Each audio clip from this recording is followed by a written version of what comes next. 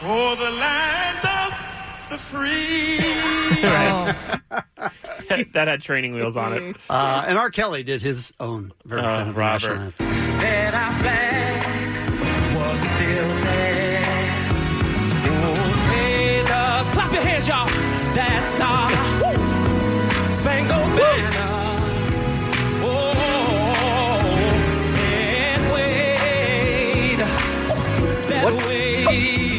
What's happening? What's happening to the... It's a national anthem. Just sing it. Do you know how bad of a person you have to be for that not to be the worst thing you've ever done? This is Kevin in the Morning with Allie and Jensen. K-Rock. Wait, you're supposed to wash pillows? You're talking pillowcases. No. Pillowcases. But obviously you wash pillowcases every time you wash the sheet. Yeah, we do that. Thank God. Then the segment's over. Right. Okay, guys. Good news. Hit the thingy. Guys. What? I am disgusted. When I brought up last week, I said, you guys, I saw on Twitter like this huge, shocking tweet. This woman wrote, "It has come to my attention that people don't wash their pillows." Cases. Guys, You mean cases? pillows, Kevin. Okay. Stanky ass white man. Stanky ass white man. Guys, wash your pillows. Your pillows are hard and flat because they're now just stuffing soaked in drool and head goo. Wash them. F. Then put them in the dryer with a tennis ball. To which a guy I follow retweeted that and in all caps wrote, "People don't wash their pillows?" And it sparked this whole conversation where people were like, "No, I wash my pillowcases," or "I have one of those zip covers on." Well, great. It's good that you're washing those once a week. Right. But you should Once a be week? I'm supposed to be washing my pillow once a your week? pillowcases once a week when you And then do. how often for a pillow? I'm getting there. Oh, God. This is just... I've never even thought about Dang washing my it. pillow. Never even thought about it. Some experts say... Are you serious? Swear Never? to God, I've never thought about it. Some experts say every season, so that's 4 times a year. Okay. Others say twice a year. SleepAdvisor.org says every 3 weeks. No. Every 3 Here weeks. is what is getting on your pillow. Regardless if you use a pillowcase or a zip-up cover, saliva, sweat, oils, dry skin, dust mites, all living in your pillow. I saw a guy's comment that said, "I've had the same pillow since high school." This man had been on the news for 15 years. It's got to be at least 30 years that he's had that same pillow. Since high school. So my household, I did Yes. ask this weekend because I Okay. wanted to know how come I've never thought about the idea of washing my your pillow. pillow. Right. We switch out our pillows every few months. Every few. Okay, We do, then yeah. that's About twice actually a year. a lot sooner than most. Yes. Wait, They so say- switch them out, meaning you We like buy Get new a ones. new one. buy new ones? Yeah. Oh, Get a okay. new one. Throw them out. All right. Okay, a lot of people said, "Oh no, I just toss mine." And I put a poll up on my Instagram, and a lot of people said, "Oh no, when my pillow gets gross, I toss it." To which I responded, "How often?" "I don't know, every like 3 or 4 years." Okay, no, see, that's not what you're supposed to be doing. It's disturbing. Where do we find out what we're supposed to be doing? There's a lot of questions Okay. here, but people also say, well, it's just going to ruin the pillow. Just throw it in the washing machine. I throw 2 in at a time, so that way it's not like getting all discombobulated. What's the tennis ball thing? The tennis ball thing is to put it in the dryer so the tennis ball is bouncing around in there and fluffing it at the same time. But here's the concerning thing. Too much. If you do not dry your pillow correctly, like the right amount of time, it's in there just getting all moldy and disgusting. Okay, so Wait, so now it's- you're adding more problems? So You- it's yeah, disgusting if you don't wash it, and it's disgusting if you do. No, it's disgusting if you don't dry it enough. Okay. All I'm saying is this. A lot of people were commenting in the comments, you know what? I had never thought about washing my pillow. I did it 2 months ago. I have terrible allergies. I've now been waking up without a stuffy nose, without the burning eyes, without anything, because your pillow is disgusting and it's what you've been sleeping on, you nasty, nasty people. I think we have an important question to ask. Yes, please. Muggs, Oh, come on. how long have you had your pillow?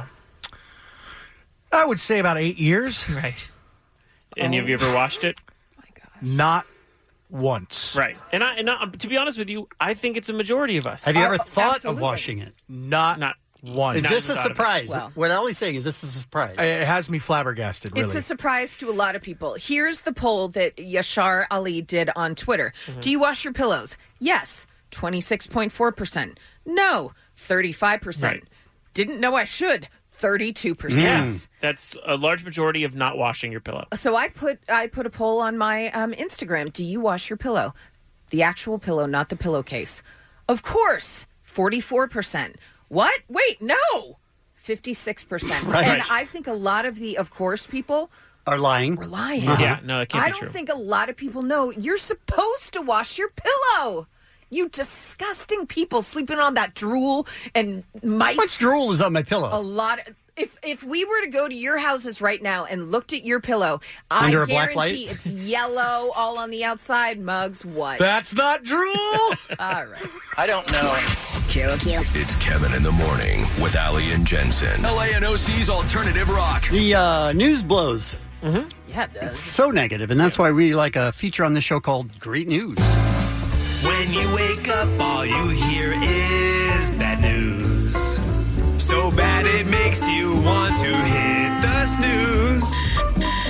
But we'll try to make that feeling go away. It's time for great news today. Great news! How long do you guys want to live? Another year or two. That's so sad So dark. and so dark. No, I don't know. Mid-90s? Okay. Oh, yeah. I'll go 88. Yeah, I'm fine mid-80s. Yeah. Okay. So I'll Yeah. go first, I guess. When they say death does us part, they don't mean longer than 75 years either, do they? Like, that's too long, right? That's too I don't know if that's... I don't know. That does seem like a long time. Well, Texas's John Charlotte Henderson, they're now in the Guinness Book of World Records. They're a couple. They've been married now for 80 years. Wow. They dated for 5 before they got married. They're together now for 85 in total as a couple.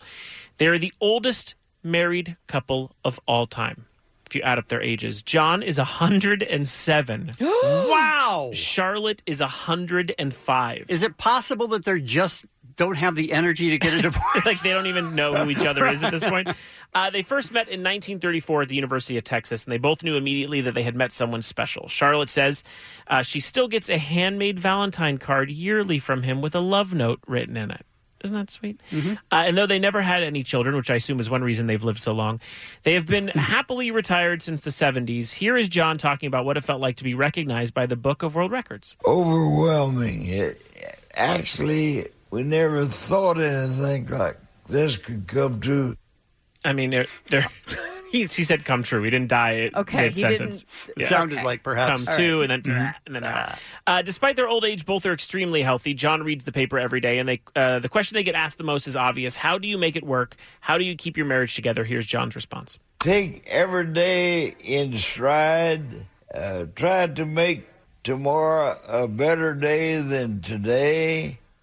And don't listen to your wife ever. Keep walking. I can just about walk. I can't hardly walk. I can't see too far, and I can't hear too good. When asked what life would be like without Charlotte, John replied, "Well, I don't know. I never tried it." Charlotte was quick. Sounds like he wants to. And Charlotte was quick to stress, and he better not. And for the big anniversary of 80 years, what did they do? Here is a news reporter in Texas giving us the details. For their anniversary celebration, John picked up Charlotte the same way he did on their first date, driving a 1920s Roadster and carrying a bouquet. 107 and he's driving? He's still driving. Wow. He can't, listen, Jensen. he can't drive far. He just drives within the little community, but he's still driving. I don't. I'm just. This is. Oh, dear. It's great news for a little longer. Just like a couple more weeks, tops. And that's adorable to me. So true love does exist with these two, and that is why it's my great news. Wow. Mm-hmm. That was good. That was something. That guy drives. Mm-hmm. 107. And wow. By the way, just like a couple feet. He doesn't drive. A lot can happen in a couple feet. True. That's all I'm saying. So I saw a picture that was circulating that made my heart just swell. It's a little boy named Oliver that is in a wheelchair, and his mom turned around because he wasn't right behind her at the Target and realized he had stopped in his wheelchair to look up at an ad that they had that also had another little boy in a wheelchair. He was just stopped and staring at this in awe. And it made my heart swell because, you know what? Representation really does matter, and representation of all kinds absolutely matters. And this is something that Target is actually really good at, making sure that everybody feels welcome, not only in their stores, but through their advertising. So she snapped a picture of this, and it, of course, went viral. And she wrote, "Thank you, Target. Today, Oliver stopped me dead in his tracks and turned back around to see this picture that he spotted." We are going to put it up at Kevin Mornings on Twitter. It is just such a precious picture. And she wound up getting a response back from the little boy's mother, who's in the picture, the model, if you will, of the kid. And it's just so lovely that now they are starting this kind of friendship. I'm having a lot of ads popping up on my computer as I'm trying to do the story, and it's not cool. Is it for at Target? all. Is it because you've said their name? Big sale at Target, you guys. This is amazing. How about that? But as this photo was circulated, she saw her son Colton was the boy featured in the Target ad, and she wrote, "I'm that little boy in the Target display's mom, and this picture has me in tears. Tell Ollie he can do anything he puts his mind to."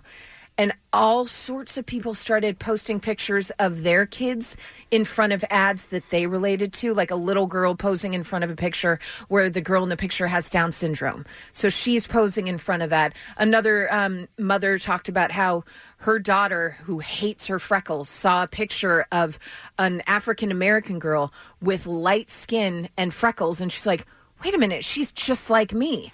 I have freckles and her freckles are so pretty. That's just like me.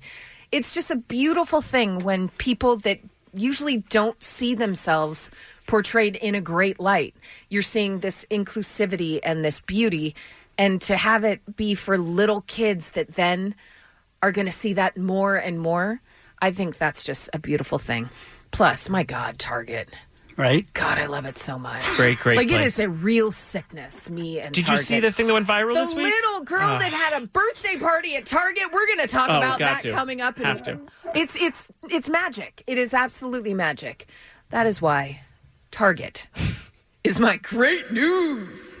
Back in November, Karen and Dustin Moore had been on their way to California after becoming proud parents to an 8-day-old baby girl. They get on the plane, and by the way, I've been here. They have a 8-day-old baby, and they know everyone hates them. Mm-hmm. Yeah, everyone on that absolutely. plane hates them. Yeah. So he's like apologizing as they go back. And then I'm going to read his words. I offered numerous apologies to passengers while maneuvering the aisle with 4 bags. About mid-flight, our daughter awoke and politely informed us that she wanted a new diaper. After inquiring about a space for a table change, a thoughtful flight attendant named Jenny cleared a place in the back of the plane and gave us privacy. As the doting dad changed the daughter's diaper, the flight attendant named Bobby greeted them with a warm smile and inquired about our daughter, and he congratulated us before walking away. My wife and I exchanged curious looks, but thought nothing of it. To their shock, Bobby's voice then came over the intercom a few minutes later announcing the Moore's adoption, and the plane erupted in applause. Bobby then told the passengers he would be passing out pens and napkins so everyone could write notes of encouragement to the new parents. The crew gathered the napkins, then read a few of their favorites over the intercom. Come on with this flight. Who are these dreams? These are great people. Amazing people. Yes. And here's why it happened. Bobby and Jenny ended up collecting more than 60 napkins, but he says the spontaneous baby shower was him paying it forward because this happened with him and his bride. They got married, and the same thing happened where everybody was given napkins and write down their messages of support, and he's paying that kindness forward to this couple. Very nice. Making sure that the entire plane is in on giving, thoughts of encoragement and hope to this family. The question is, were they reclined in their Great seats? question. I mean, that Jensen. is a great Okay, because if they recline, question. I don't know if they deserve this. That's what I'm saying. Well, I don't know the answer to that, but that's my great news because you don't see that often. Not at all. Don't. Very nice. That is a beautiful thing. How stressed they must have been. Oh, First of my all, God. 8 days old. should the baby have been flying? Right. That's a whole other question. Listen, I'm Did not you write that judging. on your napkin? I'm not why is your baby flying? I mean, really. But my gosh, the stress of having a brand new baby and not knowing really what to do at all. Yeah. And then